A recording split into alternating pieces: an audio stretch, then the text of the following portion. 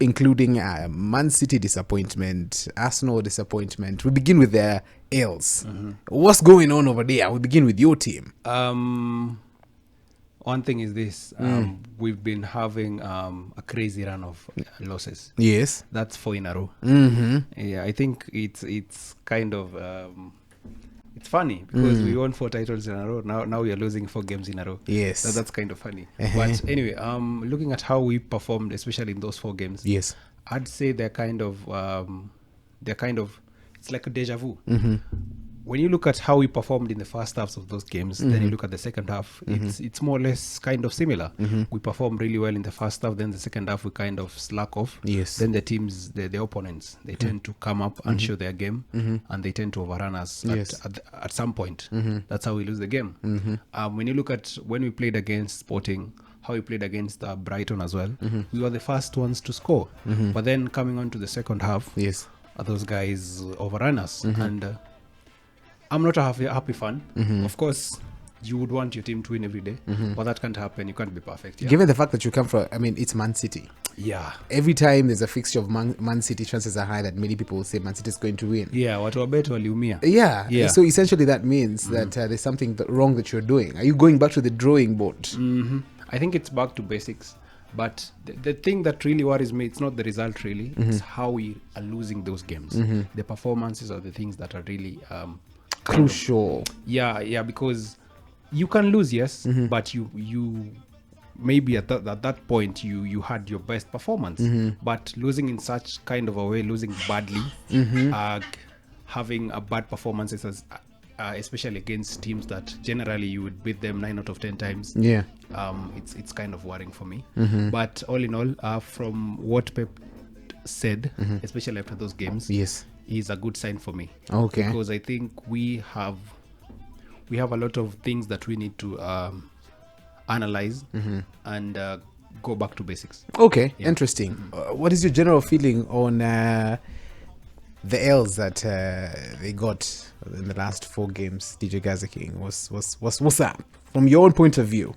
Unajua for Man City kwanza hawana crucial players wao, KDB, Rodri, una get. Yes. So they're not in their best form. Yeah, but I think maybe opening window next year, wanaweza fanya mambo. But they have a whole league to win. So when you're talking about next year, but so when they're damaged by that time, it's even hard to tell whether they're going to finish number 1. No, you know the thing is this. After all those 4 losses, we are still number 2. Yeah. So hata useme nini, you're still the second best team so far this season. Okay. So the table doesn't lie. It doesn't lie. It gives you absolute truth. Yes. And from what you've seen, there's something. Okay. So you're finishing up your point. Yeah, nasema by the time mse kama KDB anarudi, then opening window ya kununua watu wengine kama wawili. Okay. Si ati wamelose sana. Si kama Manchester mali. Tuna make sasa strides za kurudi ati top 10. Una get? Yes. So I think Man City wako tu sawa. Despite the losses. Juu wakiluzivo watapea our rivals ile timu yenye upendi kabisa. Yeah. Hiyo timu chances za kubeba hiyo kikombe na yao inafaa kuwa maneno. Yeah. Inafaa ibakie kuwa story. Inafaa kuwa tu story. Okay, interesting. So now that you mentioned Arsenal, and I saw a tweet of somebody, Kevin alikuwa anasema every time Arsenal doesn't perform well, man like Ken Bet is not going to show up, and he's never beating the allegations because over the weekend he's always proving us right. So. He's always proving us right, you know.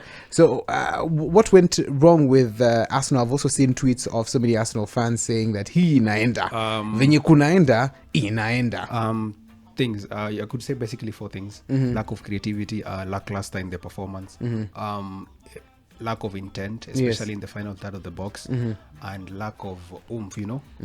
That arrogance that you need in your strikers to get the job done. I just think in that recent game they didn't have it in there. They didn't display that. Yeah. Okay. And just after scoring that goal, I thought watu wamelala.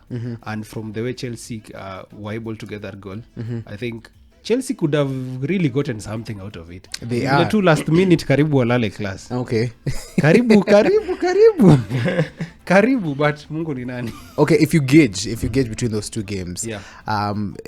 Is it safe to say that still Arsenal is the strongest in as much as Chelsea is doing so well? Yeah. Is it safe to say that Arsenal still have got it? Yeah. And Chelsea have got a long way to go, because this was a determinant. Yeah. Last week, as of last week, we were thinking, we're going to see if Chelsea, when we say it's in their best form, if they're able to beat Arsenal, then that would have solidified everything. So, Yes. what is your comment on that? Arsenal are still title contenders.